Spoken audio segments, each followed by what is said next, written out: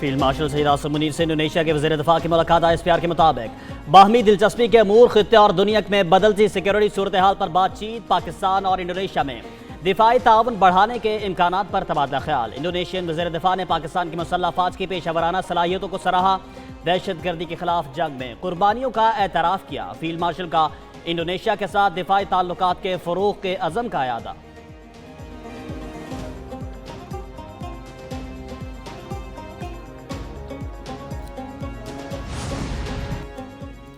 Indonesian وزیر دفاع کی ایئر ہیڈ کوارٹرز آمد، air chief marshal Zaheer Ahmed Babar Sidhu سے ملاقات۔ ISPR کے مطابق ملاقات میں پاکستان اور انڈونیشیا کے درمیان تاریخی اور برادرانہ تعلقات کا اعادہ کیا گیا۔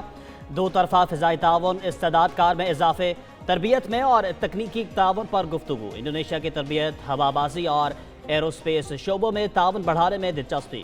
انڈونیشین وزیر دفاع کی PF کی پیشہ ورانہ مہارت اور کامیابیوں کی تعریف۔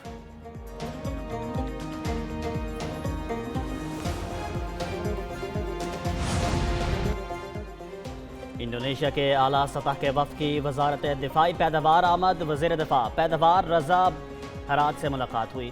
وزیر دفاع پیداوار کے اعلیٰ حکام موجود تھے۔ دفاعی پیداوار میں تعاون کے لیے مشترکہ ورکنگ گروپس کے قیام پر رضامندی۔ انڈونیشیا کے وزیر دفاع کا مشترکہ ورکنگ گروپس کو مزید فعال کرنے کے خواہاں، کہا کہ ورکنگ گروپ صلاحیتوں سے استفادے میں معاون ہوں گے۔ رضا حراج کی انڈونیشین حکام کو دفاعی نمائش آئیڈیاز 2026 میں شرکت کی دعوت۔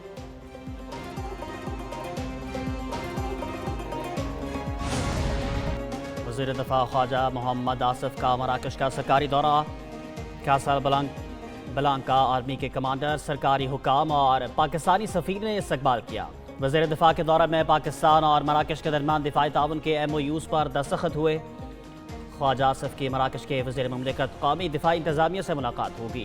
وزیر دفاع باہمی دلچسپی کے شعبوں میں تعاون بڑھانے کے لیے وفود کی سطح پر مذاکرات کی قیادت بھی کریں گے۔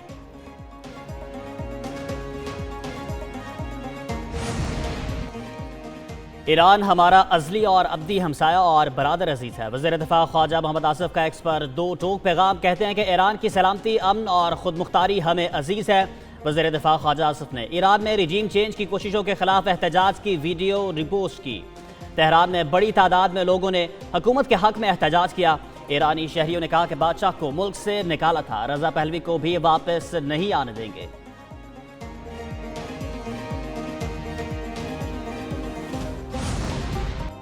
نائب وزیر اعظم اسحاق ڈار کی ایرانی وزیر خارجہ سے ٹیلی فونک گفتگو۔ ترجمان دفتر خارجہ کے مطابق ایران کی صورتحال اور حالیہ پیش رفت پر تبادلہ خیال کیا گیا۔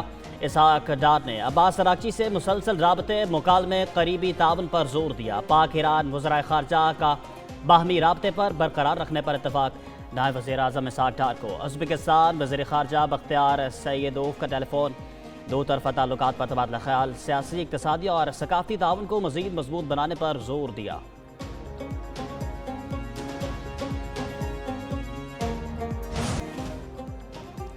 امریکی صدر کی ایران پر مذاکرات سے قبل ہی حملے کی دھمکی۔ ڈونلڈ ٹرمپ کہتے ہیں کہ ایرانی قیادت نے جوہری مذاکرات کے لیے رابطہ کیا، ملاقات سے پہلے کارروائی کرنا پڑ سکتی ہے۔ ایران ریڈ لائن پار کر رہا ہے، حملے سمیت مختلف آپشنز زیر غور ہیں۔ ایرانی اپوزیشن لیڈروں سے رابطے میں رہیں گے۔ گرین لینڈ پر عارضی رہی مکمل قبضے کی بات کر رہے ہیں۔ ٹرمپ نے خود کو وینزویلا کا قائم مقام صدر قرار دیا۔ وینزویلا پر پابندیاں اٹھانے کا اعلان، کیوبا کو معاہدہ نہ کرنے پر تیل اور امداد بند کرنے کی دھمکی۔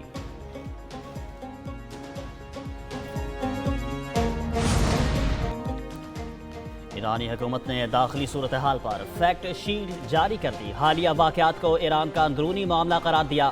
داخلی امور میں ہر قسم کی بیرونی مداخلت مسترد کر دی۔ امریکہ اور اسرائیل کے خلاف مزاحمت کے شہداء کی یاد میں 3 روزہ سوگ۔ تہران سمیت مختلف شہروں میں حکومت کے حق میں ریلیاں، ہزاروں افراد انقلاب چوک پر جمع۔ مسلح فسادات کی مذمت، مظاہرین کا سیکیورٹی فورسز کی مکمل حمایت کا اعلان۔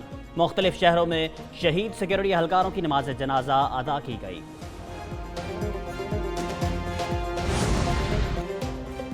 ایران میں پرتشدد مظاہروں میں اموات کی تعداد 500 سے بڑھ گئی۔ امریکی انسدادی حقوقی تنظیم کا دعویٰ، کہا کہ 2 ہفتے میں 490 مظاہرین اور 48 سیکیورٹی اہلکار ہلاک ہوئے۔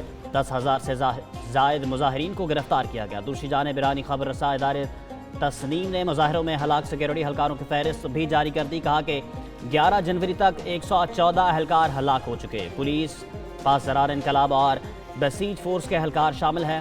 مرکزی صوبہ اصفہان میں سب سے زیادہ 30 اموات رپورٹ ہوئی۔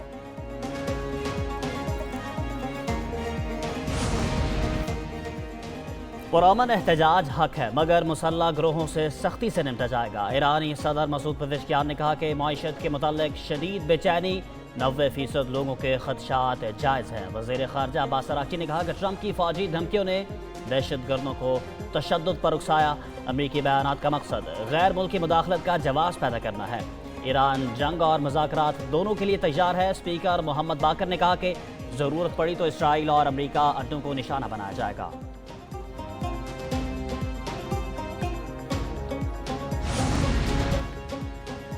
چین کی ایران پر ممکنہ امریکی حملے کی مخالفت۔ وزارت خارجہ کی ترجمان نے کہا کہ بین الاقوامی تعلقات میں طاقت کے استعمال کی مخالفت کرتے ہیں۔ عالمی قوانین کے تحت ملکی خود مختاری اور سب کی سلامتی کا تحفظ کیا جانا چاہیے۔ امید ہے ایرانی حکومت اور عوام مشکل صورتحال پر قابو پا سکتے ہیں۔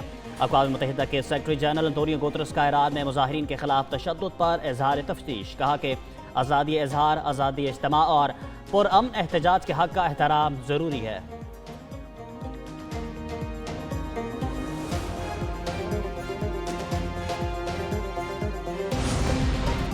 وینزویلا میں صدر نکولس مادورو کی حمایت میں بڑی تعداد میں لوگ سڑکوں پر نکل آئے۔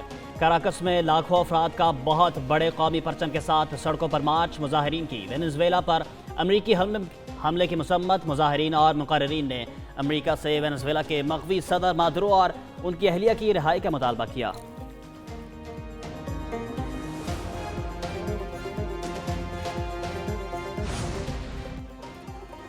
صدر آصف علی زرداری کا آج سے 16 جنوری تک بحرین کا سرکاری دورہ کریں گے۔ ترجمان دفتر خارجہ کے مطابق صدر اعلیٰ سطح کے وفد کے ہمراہ مملکت بحرین روانہ ہوں گے۔ بادشاہ حمد بن عیسیٰ اور ولی عہد وزیر اعظم سلمان بن حمد سے ملاقاتیں ہوں گی۔ دو طرفہ تعلقات، علاقائی اور بین الاقوامی امور پر بات چیت ہوگی۔ تجارت، اقتصادی شراکت داری اور دفاعی سلامتی میں تعاون کے نئے مواقع پیدا ہوں گے۔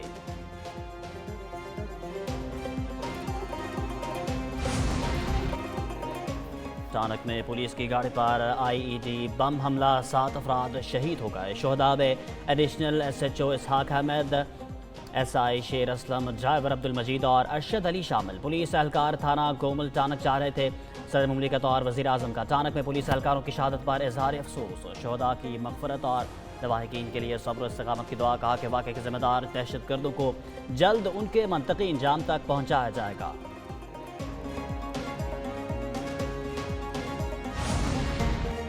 کراچی کے علاقے بلدیہ ٹاؤن سے 200 کلو گرام دھماکہ خیز مواد برآمد۔ ذرائع CTD کے مطابق BLA کے گرفتار دہشت گردوں کی نشاندہی پر دھماکہ خیز مواد برآمد کیا گیا۔ بارودی مواد بلدیہ ٹاؤن رئیس کوٹ میں ایک مکان سے ملا، برآمد کیا گیا۔ بارودی مواد ڈرموں میں رکھا گیا تھا۔ بارودی مواد گرفتار دہشت گرد حمدان کی نشاندہی پر برآمد ہوا۔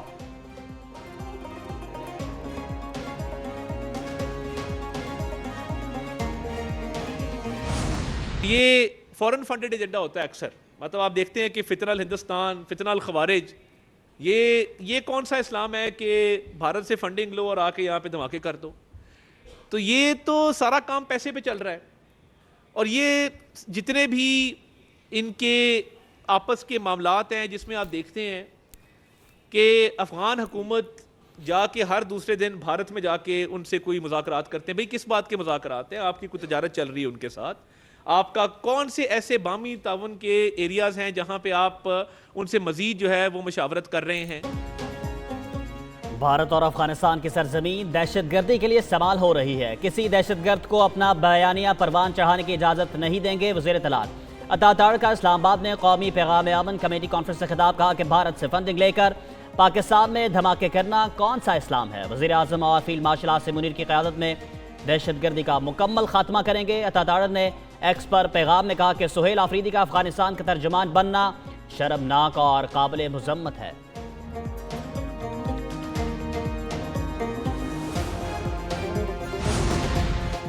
دہشت گردوں اور ان کے ہمدردوں سے کوئی رعایت نہیں ہوگی۔ وزیر اعلیٰ خیبر پختونخوا نے ایک بار پھر قومی بیانیے میں ابہام پیدا کیا۔ سہیل آفریدی نے کہا کہ ہمیں افغانستان کو دہشت گردی کے شواہد دینے چاہیے۔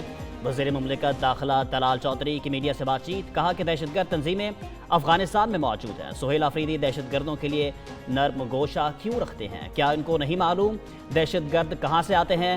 2 درجن ملک افغانستان سے دہشت گردی کی تصدیق کر چکے ہیں۔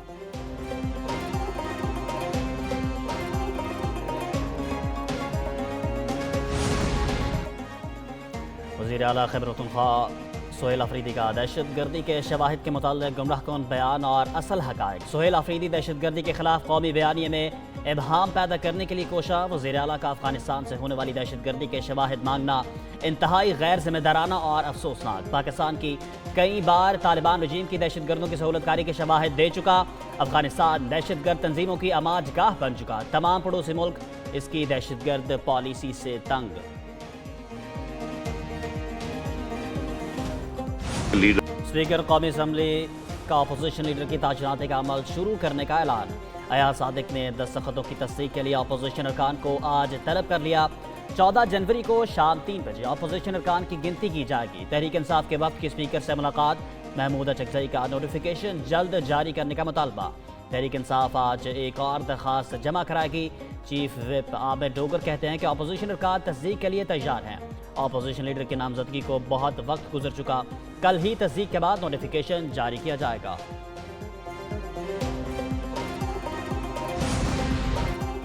حکومت سندھ پر تنقید کرنا وزیر اعلیٰ سہیل آفریدی کا سیاسی حق ہے۔ اگر پیپلز پارٹی کے ساتھ دے تو حکومت کو ٹف ٹائم دے سکتے ہیں۔ رہنما پی ٹی آئی اسد قیصر کی گفتگو۔ بیرسٹر گوہر بولے کہ سال نیا لیکن پاکستان کے مسائل پرانے ہیں۔ سہیل آفریدی کا سندھ کا دورہ اچھا رہا، ہزاروں لوگ نکل آئے۔ سندھ حکومت کا آخری دن کا روپیہ جمہوری نہیں تھا۔ سندھ ٹوپی اور اجرت کا خیال رکھنا چاہیے۔ سیاست کرنی ہے تو عوام کی آواز سننا ہوگی۔ حکومت جلد اپوزیشن لیڈر کا نوٹیفیکیشن جاری کرے گی۔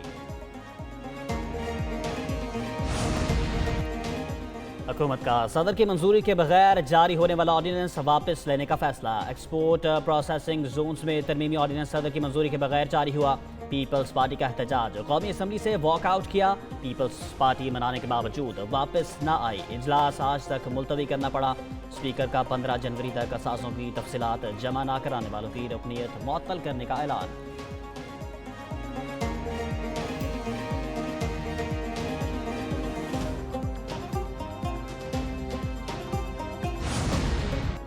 وفاقی دارالحکومت اسلام آباد میں مقامی حکومتوں سے متعلق آرڈیننس جاری۔ صدارتی آرڈیننس کے تحت اسلام آباد میں 3 کارپوریشنز ہوں گی۔ میٹروپولیٹن کارپوریشن کی جگہ ٹاؤن کارپوریشن یا ٹاؤن کارپوریشنز ہوں گی۔ سربراہ کا مطلب ٹاؤن کارپوریشن کا میئر یا یونین کونسل کا چیئرمین ہوگا۔ ہر ٹاؤن کارپوریشن میں 1 میئر اور 2 ڈپٹی میئر ہوں گے۔ ہر ٹاؤن کارپوریشن میں 1 نوجوان رکن اور 1 غیر مسلم ہوگا۔ یونین کونسل کے جنرل ممبر کا انتخاب خفیہ ووٹنگ سے ہوگا۔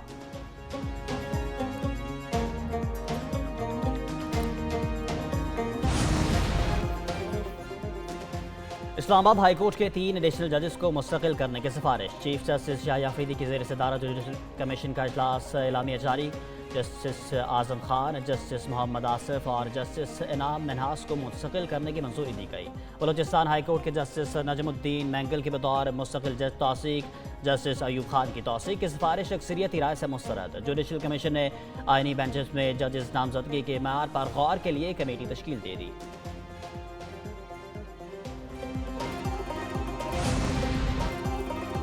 نیپرا کی مکمل ملک بھر میں یکساں بجلی ٹیرف کے لیے حکومتی درخواست کی منظوری 50 یونٹ تک۔ لائف لائن صارفین کے لیے بجلی کے نرخ 3 روپے 95 پیسے یونٹ مقرر۔ 200 یونٹ تک بجلی کے نرخ 13 روپے 1 پیسے فی یونٹ ہوگا۔ 701 یونٹ سے زائد بجلی کے استعمال پر نرخ 47 روپے 69 پیسے فی یونٹ مقرر۔ 301 سے 400 یونٹ تک 200 روپے، 401 سے 500 یونٹ تک 400 روپے فکس چارجز، 501 سے 600 یونٹ تک 600 روپے، 600 سے 700 روپے تک فکس چارجز مقرر۔ 700 سے زیادہ یونٹس پر 1000 روپے فکس چارجز۔ وزیر اعظم شہباز شریف کی زیر صدارت NITB کے امور پر جائزہ اجلاس۔ وزیر اعظم نے کہا کہ ٹیکنالوجی کے استعمال سے شہریوں کے لیے سہولیات تک رسائی کو مزید آسان بنائیں گے۔ حجاج کرام کی سہولت کے لیے اسی سال سے حج مراحل کو ڈیجیٹائز کیا جائے۔ اوورسیز پاکستانیوں کے لیے QR based feedback system جلد آغاز کیا جائے گا۔ بریفنگ میں بتایا گیا کہ نئے CEO کی تعیناتی کے بعد NITB को असर नौ तरतीब दिया जा रहा।